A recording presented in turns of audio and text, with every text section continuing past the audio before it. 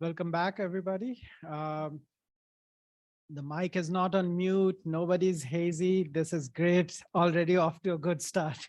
My name is Kundan Mishra. I work as a senior program officer with International Development Research Center at their Asia Regional Office in New Delhi.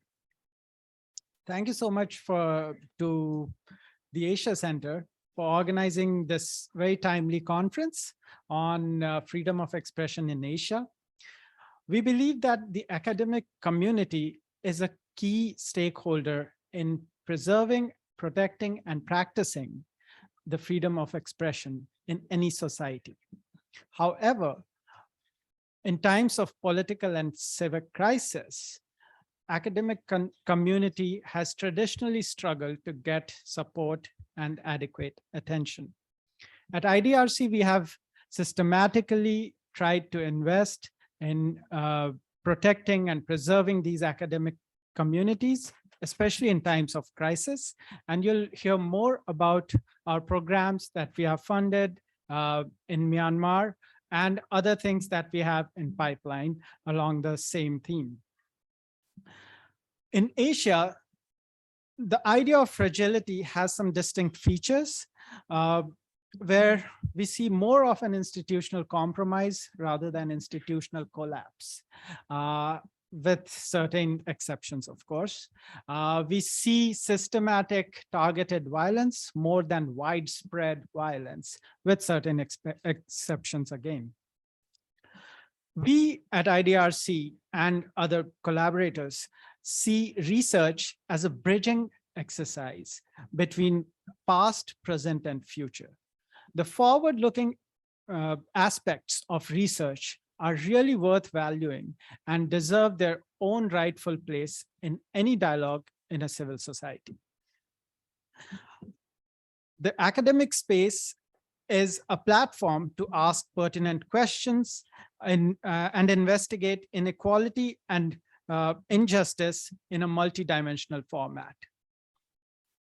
Any crisis demands collaboration, and as some of the examples that we'll present through this panel will demonstrate, collaborations during crisis need their own insight.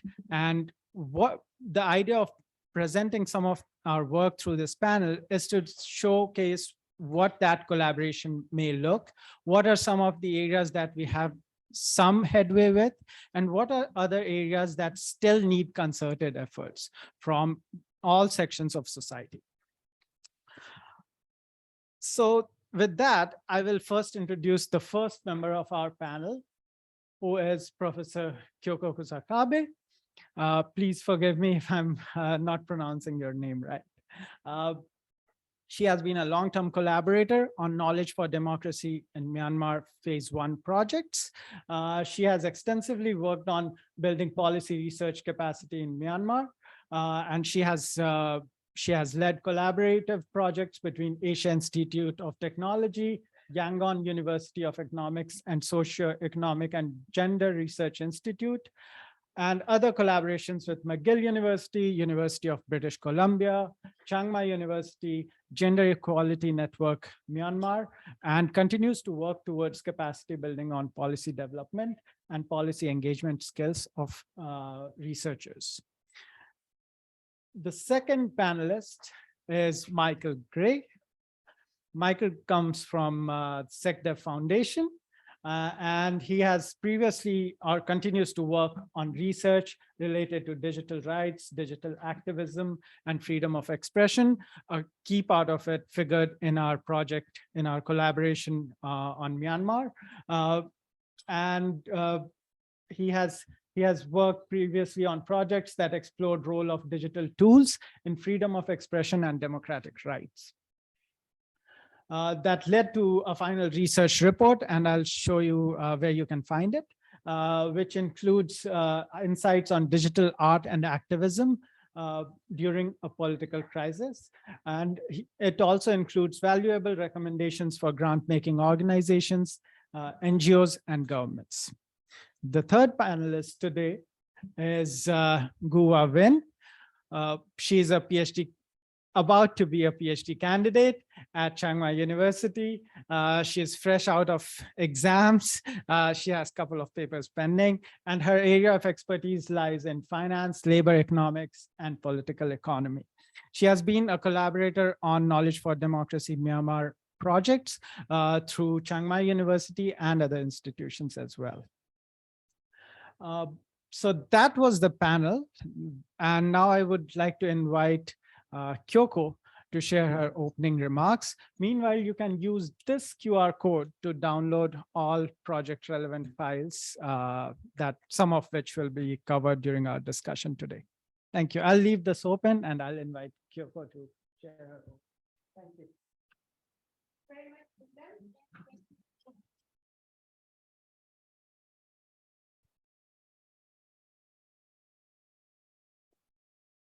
Thank you very much, Kundan, and thank you very much for Asia Center for organizing this very important event. My name is Kyoko. I am working at Gender and Development Studies at Asian Institute of Technology in Pathum Thani province in Thailand. AIT is a graduate university where we have students from all over Asia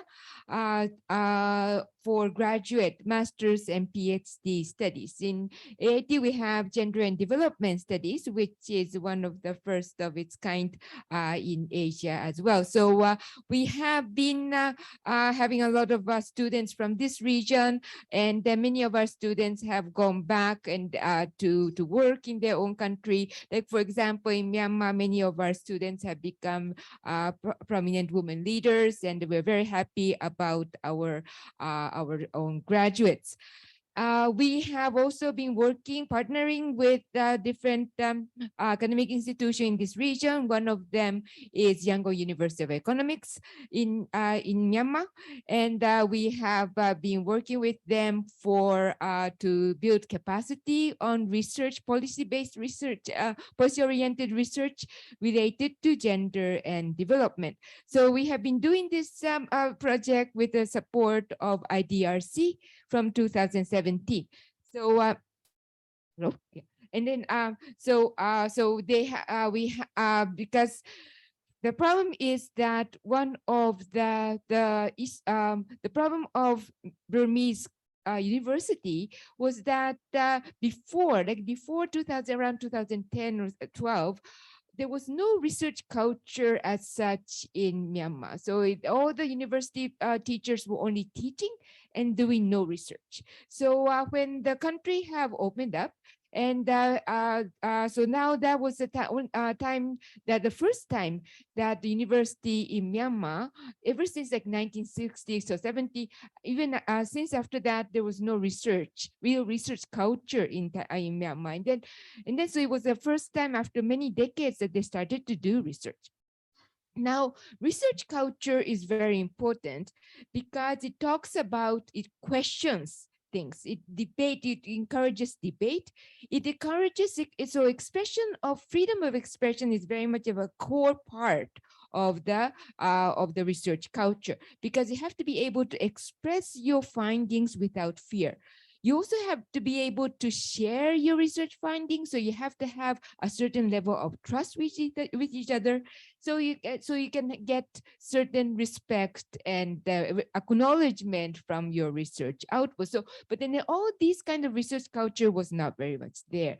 So, so ever since something like 2015, things have started to come up, and then there was a lot of dynamics that is coming up with the research culture. So we were very happy that the universities were coming up with research. They were doing their own research, questioning things, looking at things critically and all that. So that is that was a very interesting part about Myanmar. Also, what is very interesting about Myanmar is that the grassroots organization, grassroots villages were very active already because they had a lot of support from NGOs. They were very much critical. They were looking at things very critically. So much more advanced in terms of analytical thinking compared to the policymakers. So research culture have really leveled up the whole analysis in the research. So there was a lot of dynamism in Myanmar during that time. And then all that has been gone because of the coup. Yes, because of the coup, all the universe, so people were going for CDM, all the researchers were dispersed, all the people are now fearing to express. People are fearing to even stay in their own country. So they are going out of the country, they're leaving the country or leaving the workplace, they're not doing research anymore. It is not possible to do any research. So now we're going back to 1980s, where Aung San Suu Kyi once said that fear is our biggest enemy. So now, yes, fear is the biggest enemy. We are going back to the 1980s again. So, but it's very important that we still continue this kind of thinking, analyzing, imagining kind of attitude, because otherwise there's no room for debate, there's no room for dialogue. So that's why keeping up a research culture in Myanmar is very, very important. So what now? What now is the question. So what shall we do now? So there are three things that I want to raise as a question. One thing is that we're talking about policy-oriented research. Okay, when we say policy-oriented research, we're hoping that we're going to talk to the government. Now, in Myanmar, when this kind of thing happened, who are we talking to? Why are we doing research for? Who are we going to share our research? So that is a big question. So what is it? Why are we doing the research for? Is a big question. Of course. So and then the second thing is about giving credit to where it is due. Because now everybody is so afraid of saying things, but then still people would like to do research and still they would like to share. But then they cannot share with their own name because they are very afraid that they'll be persecuted. They cannot go back home to their own country anymore. So they will go anonymous. Yeah, but then so they do not share the name. But then for academics, it's very important that you share your name, because that's where you get your credit from. Your academic, you want your, yeah, so that's it's your product, it's your baby. Yeah. So but then so how to give the credit where it is due. So that's the second problem. The third problem is about representation. Who are we representing? Because if things are going to prolong for a long time, yeah, and then many concerned people are now outside country. They have become diaspora. There are people who are still staying in the country for certain other reasons. And then, so who are we going to talk to when the diaspora's researchers are going to talk about Myanmar? Who are they representing? Are they representing the diasporas, or are they representing the people inside Myanmar? Or people inside Myanmar are talking, who are they representing? We cannot pretend as if we are talking for the people in Myanmar when we have disconnected from people who are inside. How do we keep the connection so that we can still keep the representation, that we can still make sure that our voices are that of the people, of the voices of the people who are living inside Myanmar? The fourth issue is about how to keep the research going. Yeah, so keeping the research going, how to keep the visibility going, because by having the research in Myanmar about Myanmar going, we'll be able to keep the agenda of Myanmar on board in the international agenda and not be kept in the shadow of other events that is emerging. Thank you very much. Thank you, Kyoko. Oh, what do you, Michael? That was so good that I don't know if I can possibly improve upon that, but I will be responding to some of your points, because we will be starting a project to support researchers in Myanmar, and you've laid out the challenges for us. So let me sort of explain a little bit about who I am and the work that we've done with IDRC so far, and then we can, start to approach these issues, even though I don't have full answers, obviously, for any of the challenges that you just mentioned. So I'm Michael Gray. I work for a small Canadian NGO called the SecDev Foundation, and probably you have not heard of that organization because we don't have much of a footprint here in the region. So I'll give you a little bit of an introduction. The SecDev Foundation works towards digital citizenship and digital well-being of people in many areas around the world, primarily in Eurasia, in Middle East and North Africa, And I've run a project for many years in Vietnam that over the past 2 years expanded to Cambodia and Myanmar as well. And when we talk about digital well-being, our focus in building strong digital citizenship is really on a couple of different things. The foundation, of course, is just digital safety. So we do a lot of work on educating people, awareness raising on the basics of digital hygiene. And this is pretty simple stuff, you know, how to write a password, two-factor authentication, how to keep your data safe, how to keep your devices secure, how to chat with people using an encrypted app. Those sorts of basics are new to a lot of people, especially in low literacy countries. So digital safety is a foundation. Another increasing focus of our work is in the area of misinformation. So for example, we have a project in Yemen looking at building local village level champions that can understand and educate their peers on misinformation. In this case, it was misinformation related to COVID-19. Another area of work that we are focusing on more and more as we approach this area is online gender-based violence. Earlier today, when the Thai women were talking about their experiences and the shocking level of abuse and bullying that they face online, you could see that women journalists, activists who have a public face online face an incredible amount of harassment and abuse. And this needs to be a focus of discussion on digital well-being amongst governments with Google and Facebook and with bilateral and multilateral donors as well. So that's an area where we work. Now, my project specifically, I started to work on a project in Vietnam about 5 years ago, and really it was focused on youth and digital safety. So it was a very mainstream project. I wasn't really working with Vietnam's, political activists. It was really about bringing awareness of digital safety up to the ministries, the Ministry of Education, for example, promoting the idea that you need to get digital citizenship education as part of your curriculum in schools. And we really wanted to mainstream discussions of digital safety and digital security. And we had a fair bit of success with that. And we moved on towards training NGOs and social organizations in Vietnam on their digital safety environment as well. We expanded to Cambodia and Myanmar, and in Myanmar in 2020, we started to work on this idea of also just very mainstream, build a digital citizenship curriculum, work with universities, approach the Ministry of Education, and try to get it in schools and so forth. And the coup obviously changed that. And we had some research plans related to digital policy, and we had to kind of close, we basically shuttered the idea of doing research at first.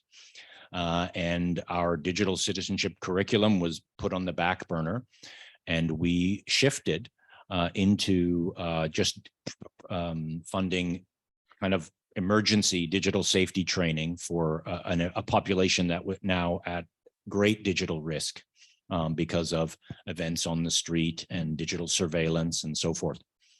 Our organization was able to pivot so sort of quickly into that area because we had a similar experience in Syria in a situation of civil conflict, helping people with digital safety and avoiding digital risk in that country. So, and we had partners in Myanmar who were experienced with that.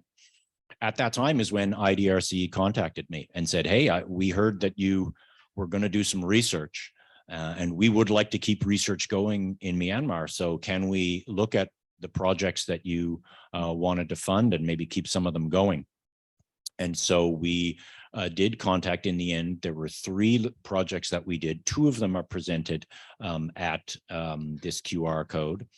One of them resulted in a paper called Cyberspace and Youth Conceptions on freedom of expression in post-coup Myanmar, a little bit of a long title, but it was a very, very illuminating look at how young people who were now for maybe the first time in their life protesting on the street, how they were using digital tools, what they thought of social media and how it was impacting their lives, and how social media was becoming part of a political struggle.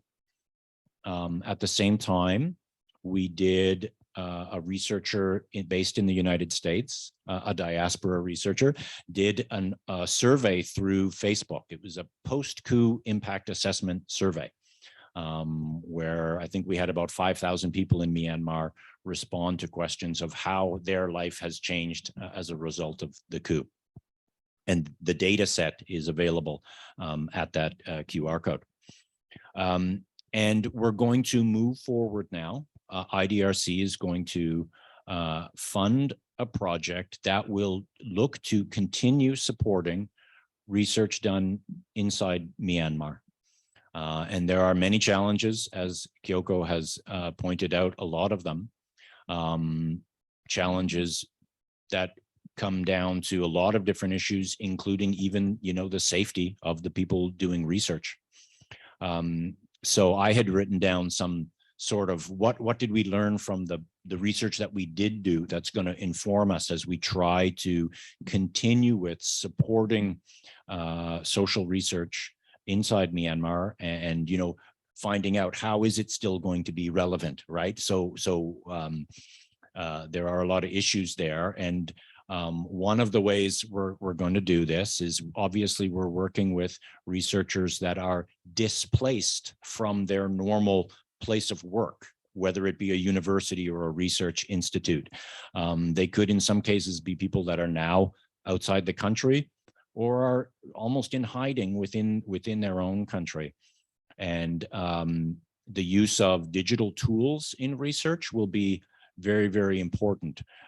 Using digital tools such as online surveys to a greater extent than you might normally do, but which is now practical and sometimes the only feasible way to carry out research. We will have to very carefully balance risk and the purpose of the research. Any social research that's involving interviews and focus group discussions and so forth in Myanmar right now, it is a risky endeavor. There's no way to create a no-risk situation, but we will be very certain, and our organization is well placed for this, to do risk assessments and to do digital safety training and to ensure that there's a process and protocols in place for communication with people we're supporting and with researchers in their communications with research subjects.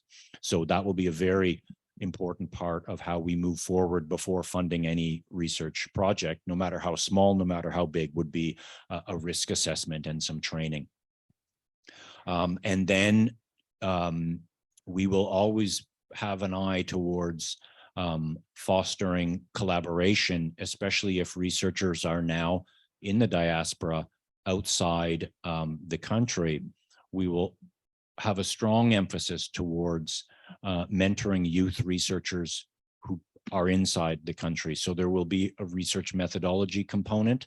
There will be a sort of community of practice and a mentoring that will need to be structured into the project to ensure that, as Kyoko suggested, and I've seen this in Vietnam, where the diaspora researchers, after a certain number of years or after a certain amount of time, they don't speak for the locals as much as they sort of feel that they do. I know that sounds odd coming from someone who's not Vietnamese to say that, but I've been in and around the country for 20 years. So I sort of have seen that there is sometimes a divide between the diaspora and the local researchers, and it doesn't always, they don't always work together so smoothly. And I don't think we're at that situation right now in Myanmar, but it may get there. It may get there. And so we need to actively try to ensure that that doesn't happen by working on a sort of community of practice that mentors younger researchers and isolated researchers that are inside the country.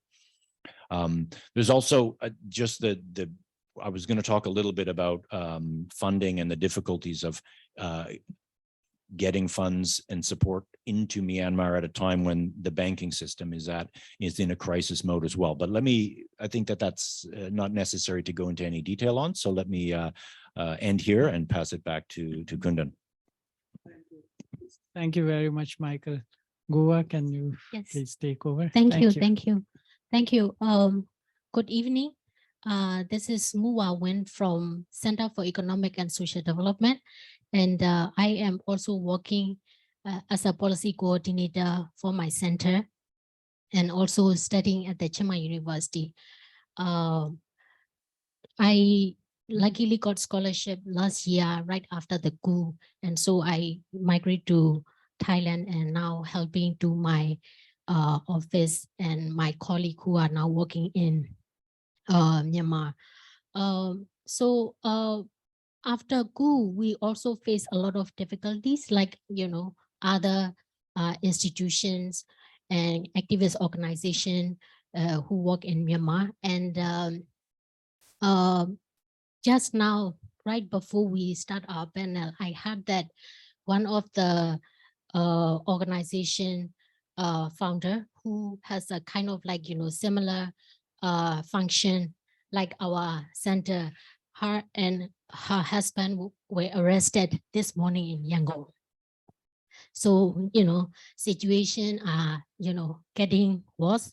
And to me, even personally, when I got opportunity to speak at this, panel, I took like a week to decide whether I should, speak or not. But this is the time for me to speak up what we have done and what are the opportunities for us to go ahead. So by talking about our, I would like to start, my discussion will based on our recent research on the state of local research inside and outside of Myanmar, based on our 3-year collaboration with Global Development Network.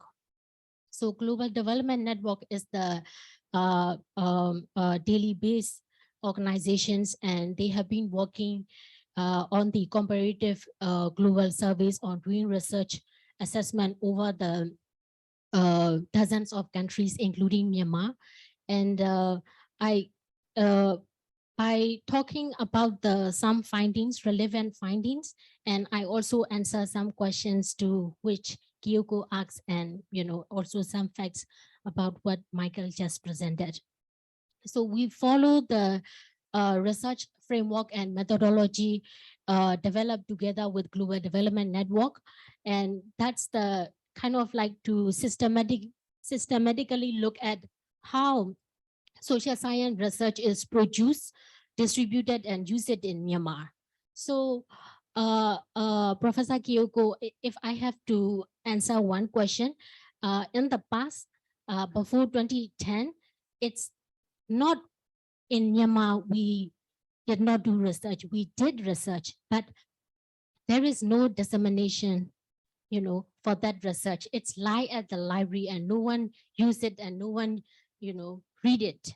But one country opened up, and when we got an opportunity, we try to explore that, and we kind of like, can reference some information from that. So that's also we found out in our research that's a serious, issue with the dissemination, how they use and why it happened, right? So now we are going back again to that situation, because in Myanmar, most of the researchers are from the higher academic institution like university that sits under the government.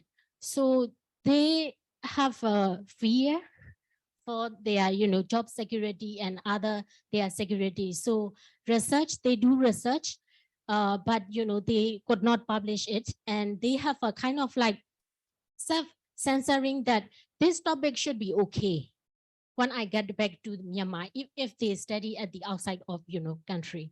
So that's a situation that we have now again, I think. And yeah, so, and another reason is, at the public university in Myanmar, for the teacher professor in the past before 2013, for the promotion you don't need to do research, just teach. And if they transfer you far away from capital city, just go and stay there for 2 years and come back and you got promotion.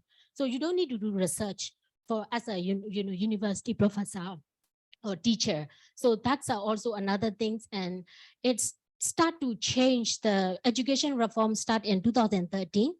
And it speed up in 2015 when civilian government came into the power, but unfortunately it's stopped now after the coup in 2021. So let me go back to the research. So in that doing research assessment report, there are 54 indicators that we are trying to look at the state of the Lugar research system in Myanmar. And we look at the 3 stages that we call production, diffusion, and uptake. So there are also 3 types of researchers, like researcher from, I think 75% of the respondents are from the academic institution like university, and research administrators from the university, and also policymakers. We also include other researcher from the development organizations and other non-government organizations. So it's kind of like a baseline study of the Lugar research system in Myanmar in 2019.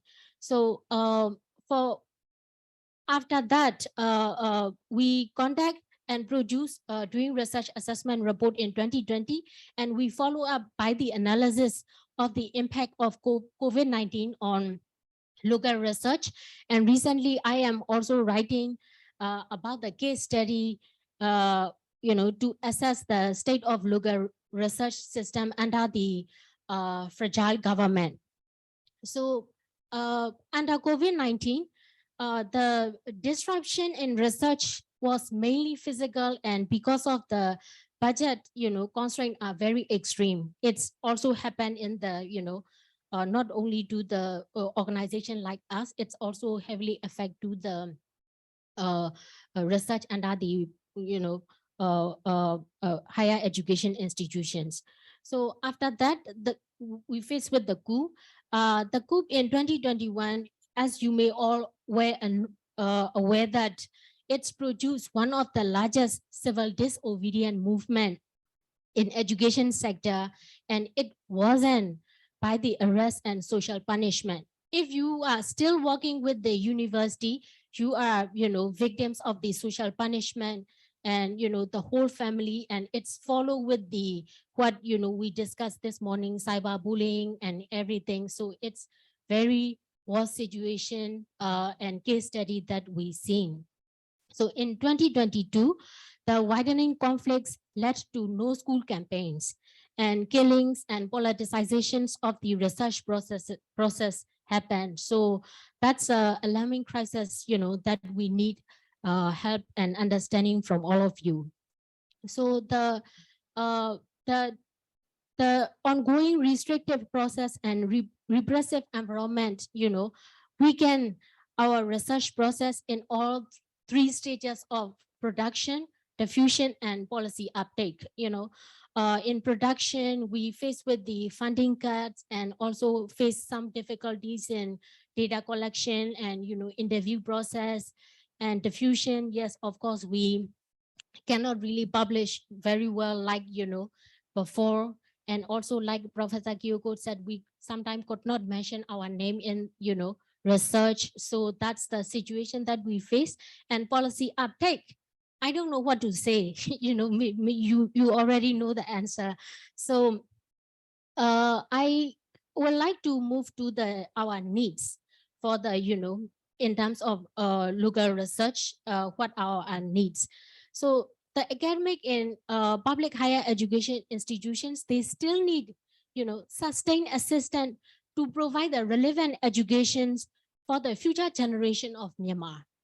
So we face 26-30 years under the closed situation and country just open up and we just, taste the freedom, limited freedom, I have to say last 10 years. So, but, we can access a lot of the education resources and exchange program, and that we learn a lot from that. Now it's, right now they have no funding under the international isolations. So, and also, working right now with the university because it's under the military government, it's also affect to the reputation of the organization who, work with that organization, even that the education sector. So it's, we are under the isolations, and there are a lot of, diaspora now in, for example, in Thailand. So those are a lot of, CDMOs. They are very important to engage on our long-term research agenda, because they know very well in the country situations, and they come from that background to do research, with a lot of help from the outside donors.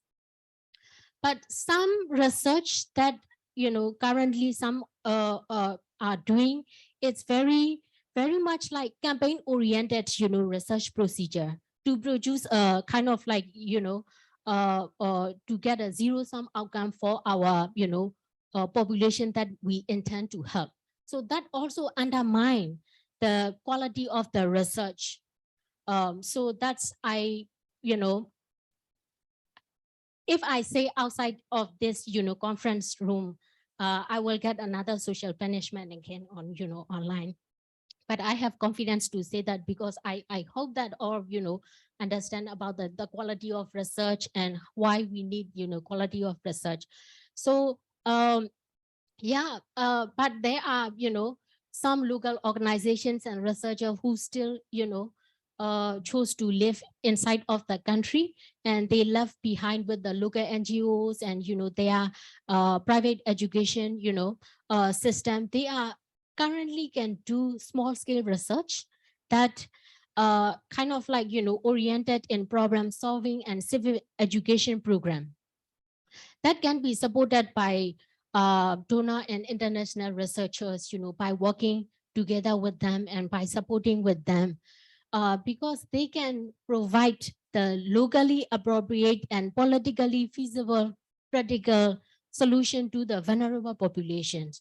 So I really would like to, suggest to keep working with the local institutions and local researchers. So let me conclude with the our needs from my point of view. So that's the suggestions come from the our Myanmar's painful experience. So because of the suspension of the education assistant exchange program and significant reduce of amount of scholarship, that only can damage the future.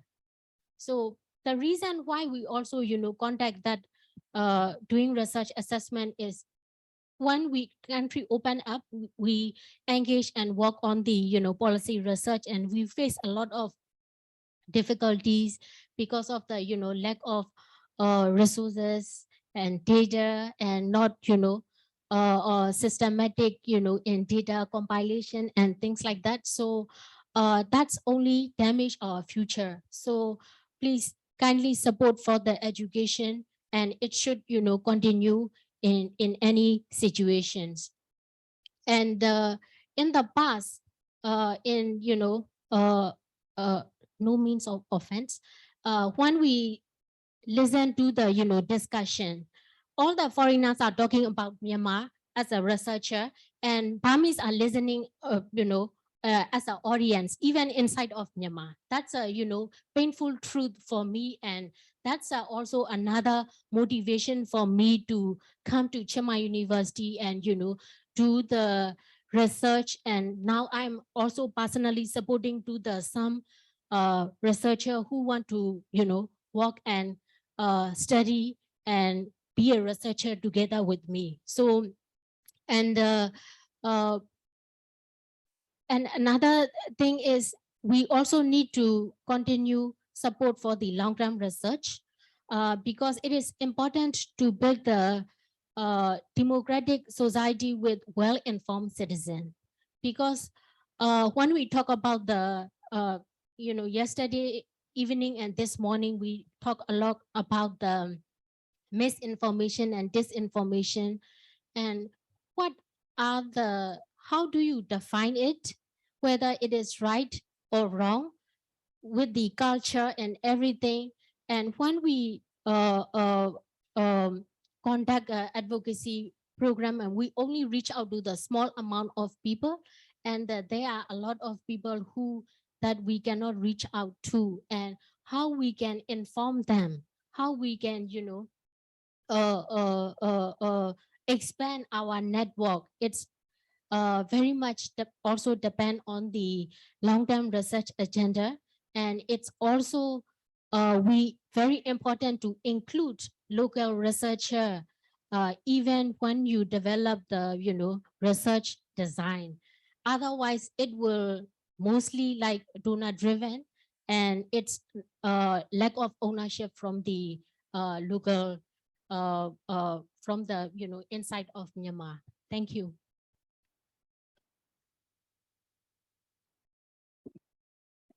Thank you so much, Guba. I'll give you a little breather so that you can get some water, and I'll direct these questions, but feel free to jump in if you have any thoughts. Before I get into questions, I'm aware that this is pretty much an ongoing crisis. And if the conversation heads in a direction that makes any one of the panelists uncomfortable, please say so, and then we'll proceed accordingly. My question is more about institutional collaborations and times of uncertainty.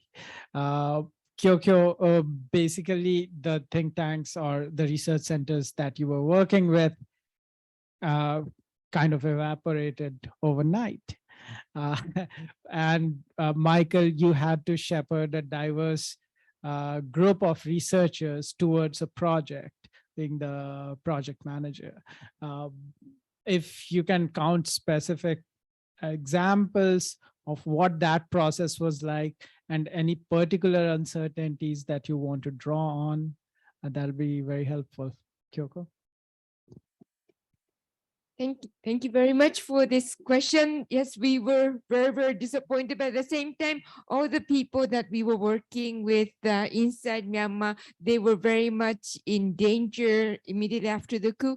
So we have immediately tried to contact them so that they can send people, active activists, to come out of the country and as a student at our place, so that they will have some room for a safe place for them to reflect and also to prepare for the next step. So that is quite important because, like, I mean, inside country, they were always in fear, moving here and there, and then there was no peace in mind. But so that's why it was quite important to give the opportunity to come up. So it was, thank you very much for IDRC for this help. Actually, we were able to bring 14 activists come out of the country to stay with us.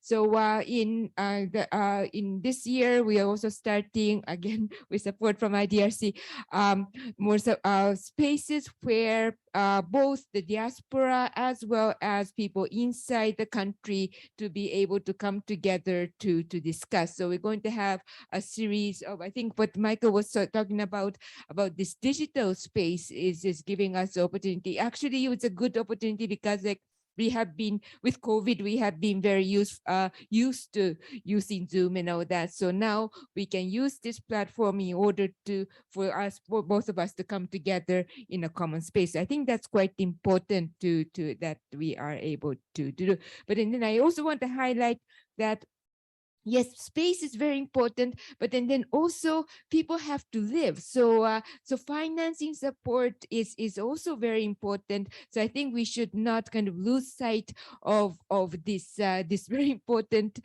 basic need of trying to sustain people's livelihood. Okay, yeah, not too much to add. Just some small points that I obviously hear what you're saying when you say that, you know, it was uncomfortable for you to several years ago to have foreigners, researchers speaking about Myanmar when it should have been the locals doing the research. I'm only up here because my Burmese colleagues require confidentiality, right? That we can't have someone who did the research sitting here for their safety.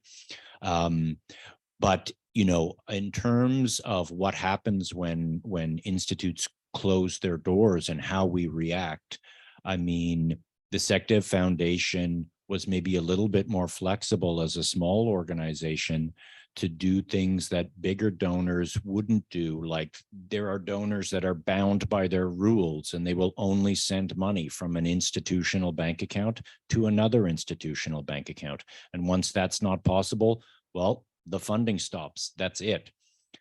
So having worked in conflict regions before, my organization would be a little bit more flexible. Personal bank account to personal bank account, Western Union, maybe crypto, maybe this way, maybe that way. We would find ways to get people the money in a manner that maybe some bigger donors or whatever just couldn't do. But, you know, we had experience with that, but I would say to bigger organizations, you have to find a way to be a little bit more flexible and to get people the funding to continue the work and not just say, well, we hear the banks are closed or whatever, so we can't do it. And listen to the people in the country where maybe the banks are open, but if the money goes into the bank, it may not come out. So you just can't rely on that. You have to listen to the locals if they're saying we need to find another way to do this. So, you know, these are obviously ongoing challenges, but we will try our best to meet that challenge and still keep support going. Absolutely. Sure. Please. Thank you for understanding. It's, you know, not because of, you know, because that's the situation. Is we also found out, you know, in our doing research assessment, like in Vietnam, there is kind of like, you know, big, you know, trust issue between local researchers and, you know, how can I say, like returning scholars and researchers from INGO. There's a big distrust. So we really also need a common platform, you know, for them to engage and work together. And it's very true that, you know, even in last, you know, 15 years, even in, you know, discussion inside in Myanmar, all the presenters are foreigners. So some really complain that, you know, where is the ownership? And also, you know, and also link with the capacity building of our, you know, future generation. So yeah, that, you know, common platform that we are planning to do after, you know, doing research assessment report, but unfortunately, due to COVID and followed by coup, we, you know, could not do anymore. So if you are interested, and we are happy to provide, you know, the results that we have, and, you know, how we can work together, we can find a way out. Yeah, thanks for talking about the flexibility. We are facing with a lot of difficulties, and that's where we also need local, find a way to work out, and find a way to, you know, engage with the outside community who are helping us. That's also because, you know, when you ask whom we are representing to, right? So that's why we need to keep working with the local researchers and local think tank who still can, you know, work inside of Myanmar. So thank you. Great. And look, I mean, some very valid points, Kyoko. You highlighted the need of just resources, physical safety, and space for researchers. Michael, you spoke about operational flexibility and just managing expectations that we are doing programming in a crisis and things change, and there has to be some flexibility around how operations will be managed.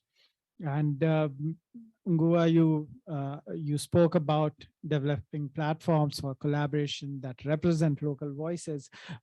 But I want to go back to Ngua with this question that what does a crisis like this do to research and practice?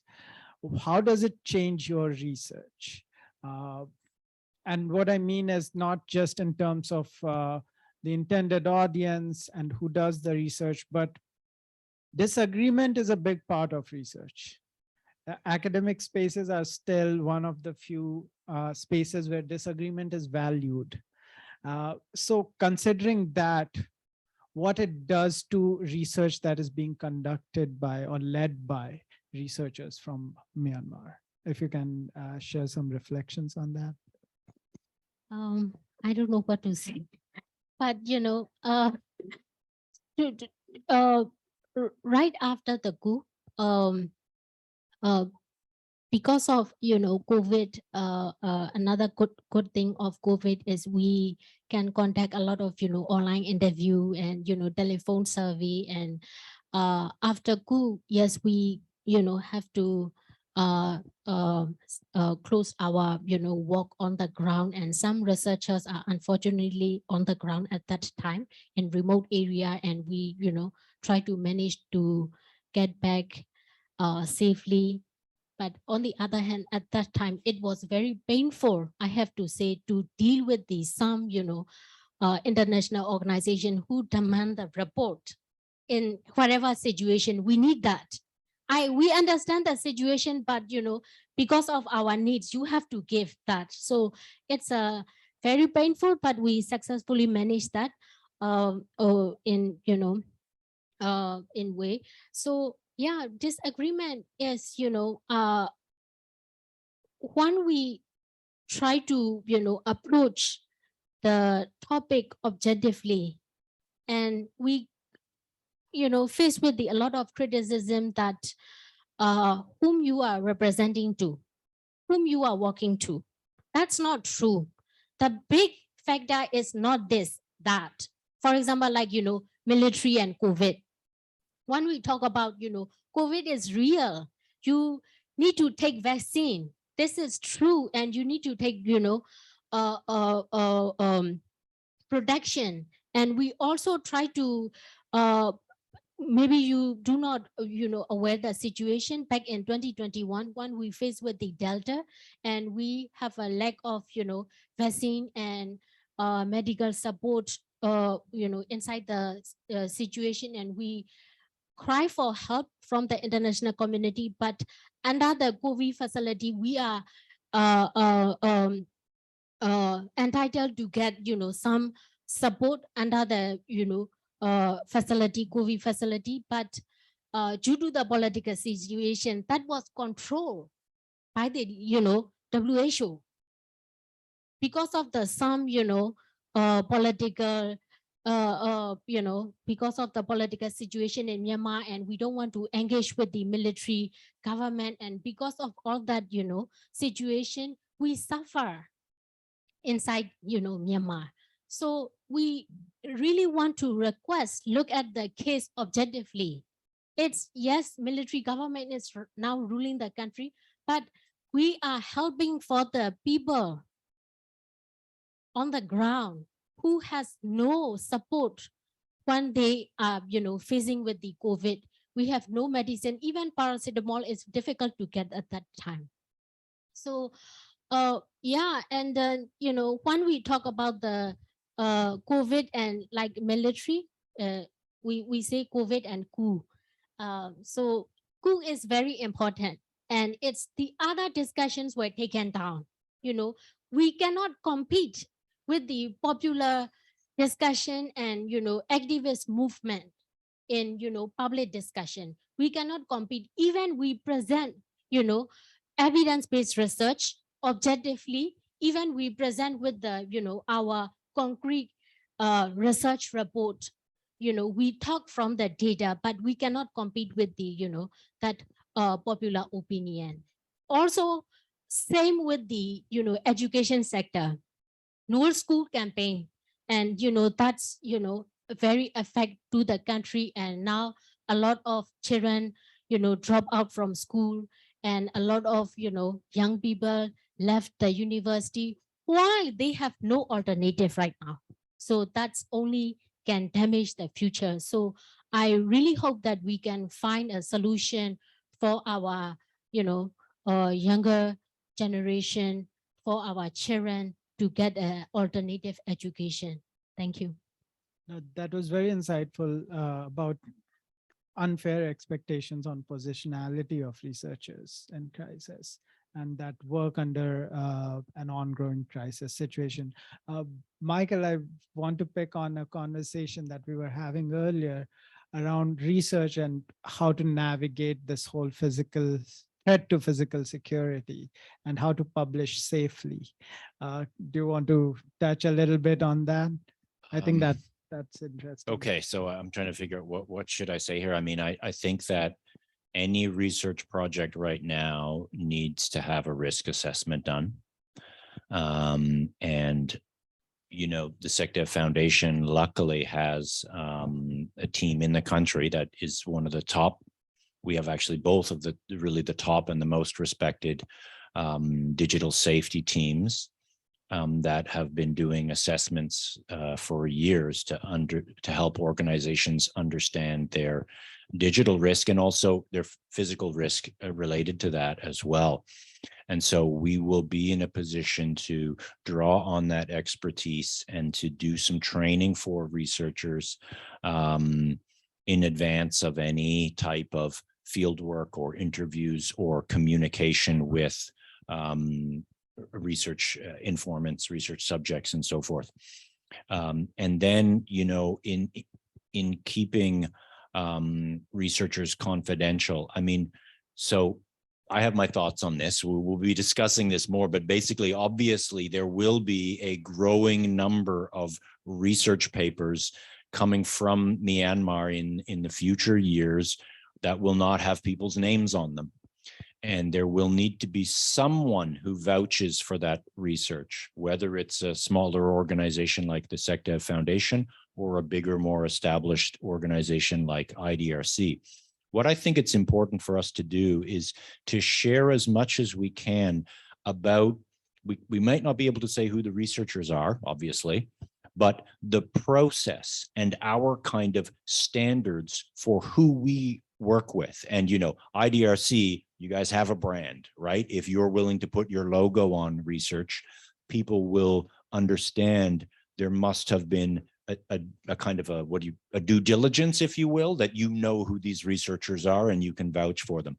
An organization like SecDev Foundation, a little bit smaller, people in Asia haven't heard of us, there would be more questions, right? But if either a smaller or a bigger organization can say, here's how we went about this process, here were the ethical and risk considerations that we took into account and we acted upon, we can kind of present the research in a way where people will be able to see what the process was and gain a kind of confidence that you wouldn't normally have, because anonymous type of a research is not the norm for academic research. I have to stop saying anonymous because we will never do anonymous research. It's confidential. It's the researchers are confidential. We will, of course, know who they are. So we'll have to get our terminology correct. I still find myself using the word anonymous incorrectly. So yeah, that would be my comment at this point. Yeah, that's great. No, we already have two insightful things. One on positionality, your experience of navigating the space of protecting physical security of researchers. Kyoko, at this point, I know we were talking earlier about the 1990s, and it's an interesting phase for IDRC as well, because we just have launched Knowledge for Democracy Myanmar phase 2.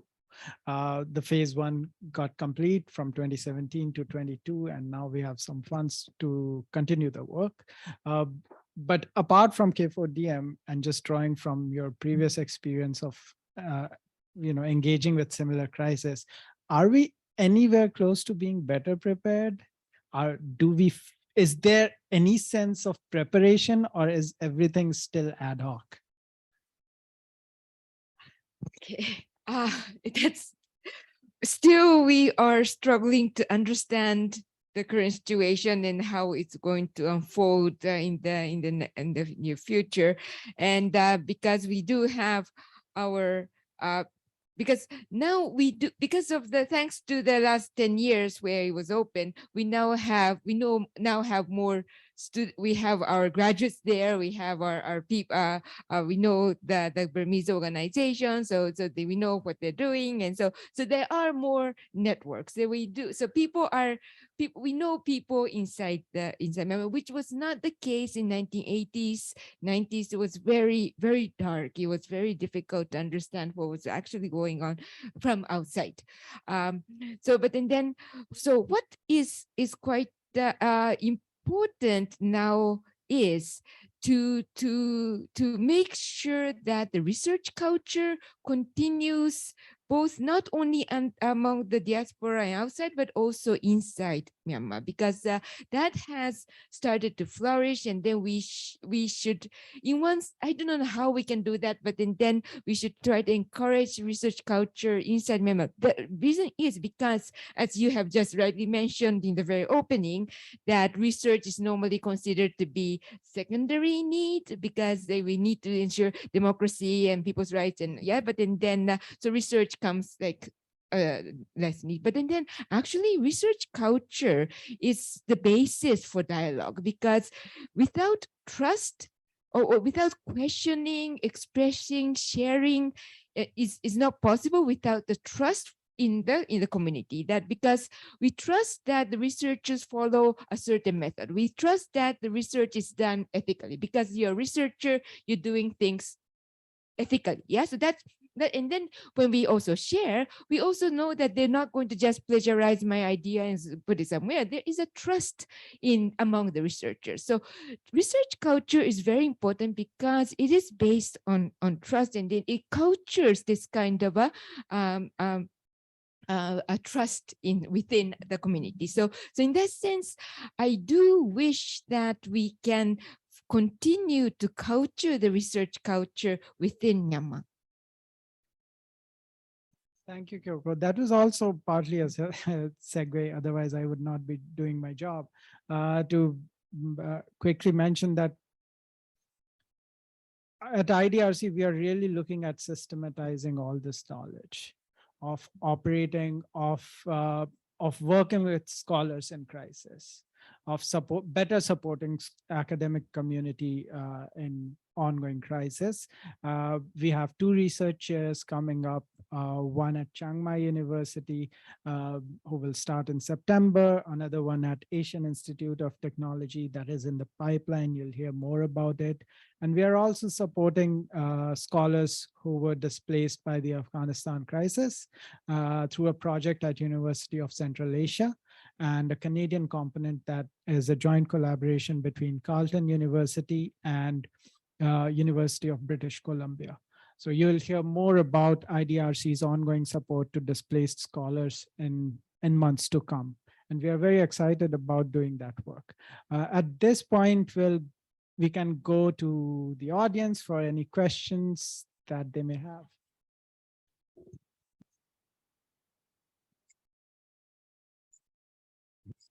Hello, my name is Yashigeta of Utsunomiya University. Also, I am Janix, and my university is look for the academic partnership in Myanmar. I visited some Yangon University and Agricultural University, but I don't know, I'm not sure at the moment. And do you know the promote academic partnership institute or organization such as Yangon University? Where do you know the now situation? Please, if you know that their professor or I just met the Faculty of International Relations. I wouldn't be best placed to comment on what the situation is at universities in Myanmar, partly because most of our program works with scholars in the diaspora, scholars who were forcibly displaced. So I'm sorry, I don't have any relevant comments to make there.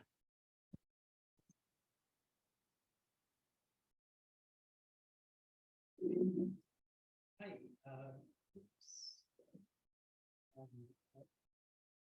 Okay. I can just speak. You're very near. Robin from Asia Center. I just have a quick question. In your research here in Thailand, have you had any cross-border interference?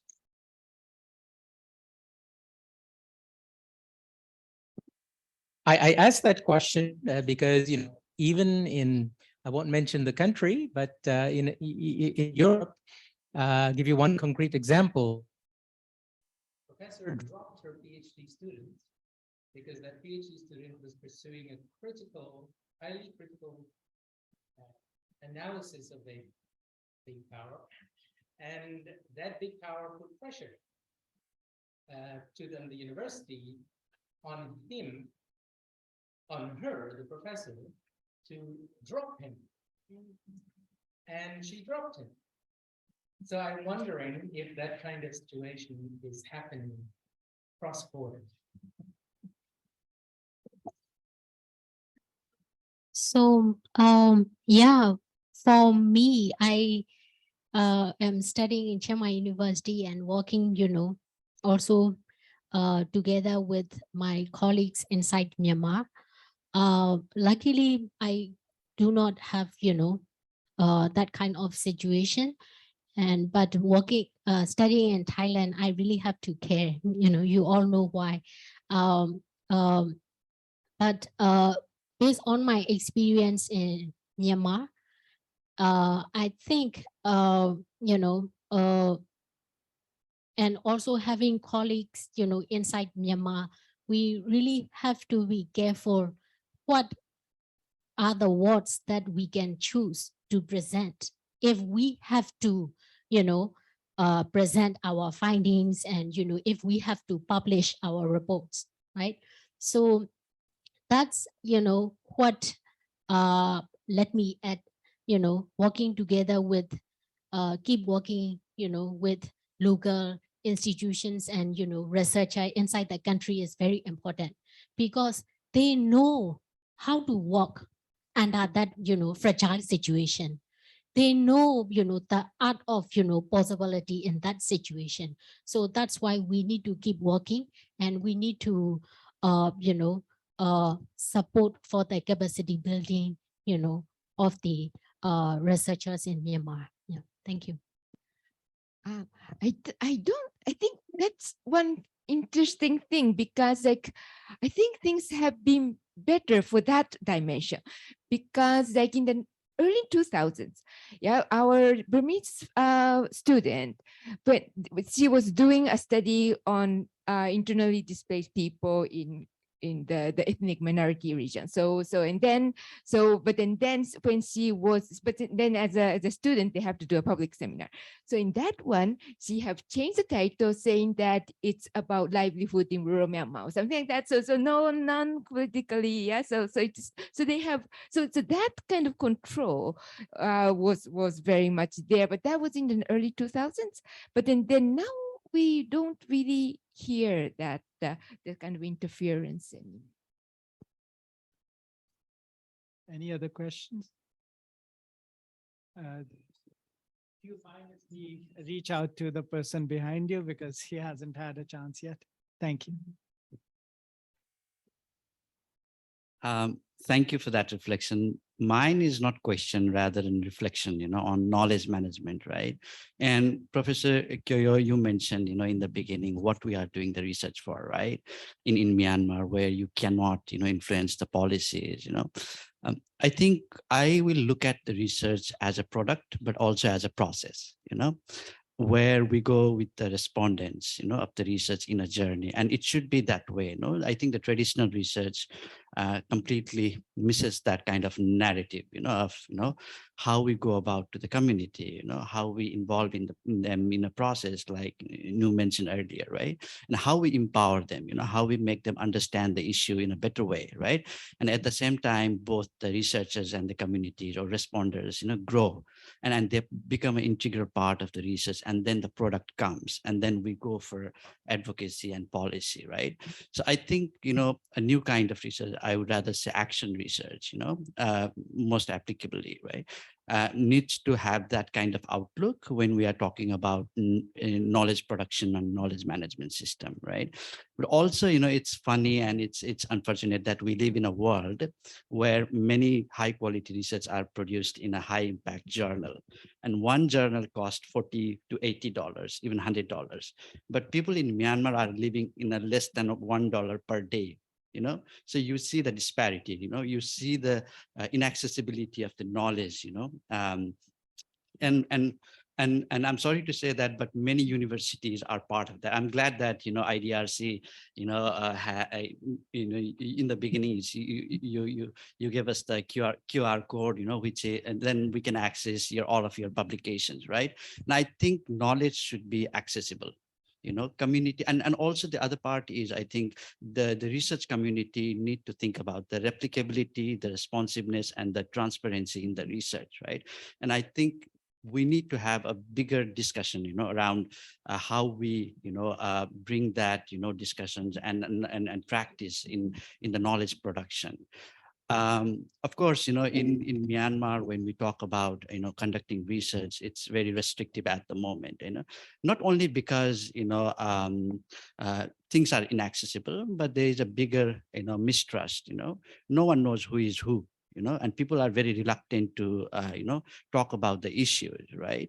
So I think, civil society community, research organization, institutions, they need to have a solid grounding, on the ground where trust can be nurtured, safety and security. I think, Michael, you talked about risk assessment, right? Safety and security needs to be ensured, both of the researchers and the respondents. At the same time, dissemination happens, at a bigger scale. Thank you.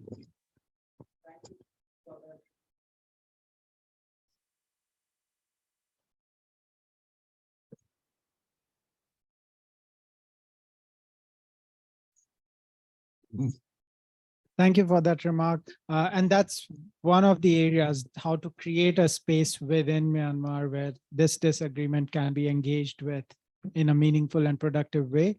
That continues to be unresolved. Like I mentioned in the beginning, that there are still issues that need concerted efforts, and that being one of them.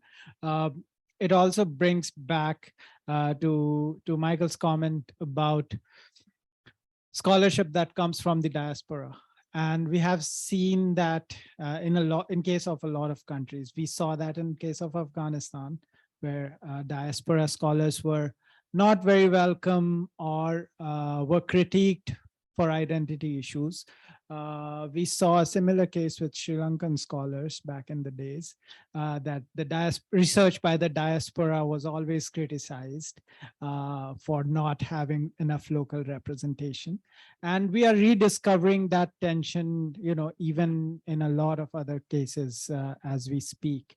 And that's one area, I guess, where the tension will hopefully resolve into something productive, because it's unfair to say that just because someone is working from the diaspora, that research doesn't mean anything. So I just wanted to draw that full circle more for myself than for anyone else. Any other reflections from the panelists? If not, it's late enough, I think. Yes, please. Go ahead. Hi, David from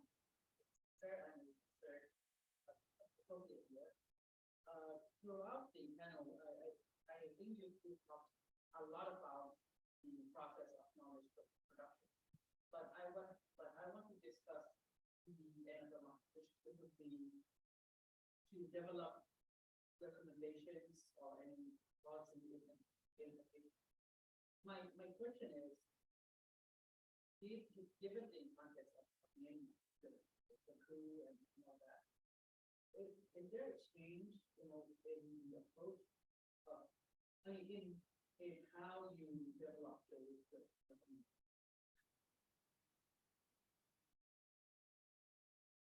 I think that goes back to your audience question, Gua and Kyoko. I think you also raised that. Who is this research for? Thank you. That's we are struggling not only now, even in the past, we are struggling with finding nexus between research and policy. What are the levers for policy making, and whether it's evidence-based policy making or not. So according to our research, doing research assessment, which done in 2019-20, it's, there is very little room for the, policymaker to, rely on the research. And now we also have a challenging situation, where are the real audience, for our research, right? So, of course, Myanmar people and the policymaker who supposed to serve the, interests of the people, but unfortunately, we cannot reach to them yet. So not only because of, the lack of enabling environment, maybe, but also because of our, limitations, like, lack of resources, imaginations, and creativity. But let me repeat again, our, local institutions and researchers, they are very creative, and they always find a way to, find, to survive and to connect and to work, So when you talk about the capacity building and all stuff, yes, when we conduct a survey, even the professor from the university, they don't even know what is peer review. So that's a, very good example of, the situation of the social science research in Myanmar. So that's conduct in 2019. So we need to keep working, keep supporting. And when you talk about the credit, how to give the credit to the researcher. So I think like your student changed the title, we need to discuss and understand, when they want to change the, some wording, and when they do not want to express some clause and things like that. That's very important for them to get a confidence to, publish their report, because yeah, as a researcher and as a, student, I also need that credit for my, future career. So yeah, that's the, that's why we need the patient and understanding. And also, we also need a strong partner to help to, our future generation. The reason why I said strong is, there is a big reputation risk to, work with the education sector in Myanmar, because like, as I said, it's under the military government, and, it's public university are under the military government. So if you decide to work with them, you also have a risk of, reputation, but for the interest of, our people, please, keep working with us. Thank you. Thank you, Professor Kim. Can I just say okay, yeah, because I think it was very interesting, because I was thinking about it, because we were just so disappointed that coup has happened, and because many of the Myanmar think tanks were doing excellent work in policy oriented research. So that's why we were just very disappointed, and then okay, what are we going to do now? But when we think about it, in the early 2000s, when it was still under the old junta regime, many of the Burmese think tank were also doing research. But then they, because the junta was not really discussing, so what they did was that they used that research for their own program. So that's how they utilize also the research into implementation. Also, at this moment in time, what is very important that research is that it's not only for the policy, but it's for the visibility, that we also always have to keep Myanmar issue in the top of the agenda. For that, we do need research to come up and flourish. Wonderful. I think you had another question. Question. Are we out? Oh, 5 minutes? Okay. It's okay. I've been to the Yangon University. One professor said it's our university is still controlled by Ministry of Ministry of Defense and the military group. And my question is, how do you protect military influence, power? When you cooperate with Myanmar Institute. Kyoko, correct me if I'm wrong here, but we started working in pre-coup times with the think tanks in Myanmar. And when the coup happened, all researchers were displaced. So the interaction for the projects that these panelists engaged with was largely with pre-coup and after they were displaced scholars. There was no engagement when these organizations or individuals were working under the junta regime. So I don't think there's anything I can add there. Am I right, Kogo? Okay. I am not sure whether I understand correctly, but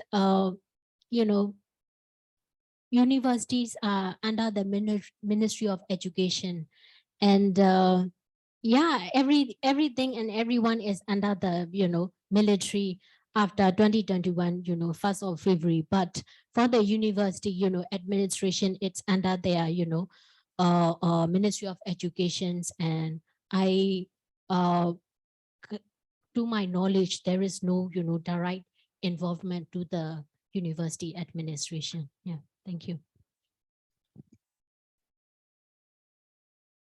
I think if there are no other questions, that brings us to the end of this very insightful discussion. I hope you guys enjoyed it as much as I did. Thank you very much and have a good evening.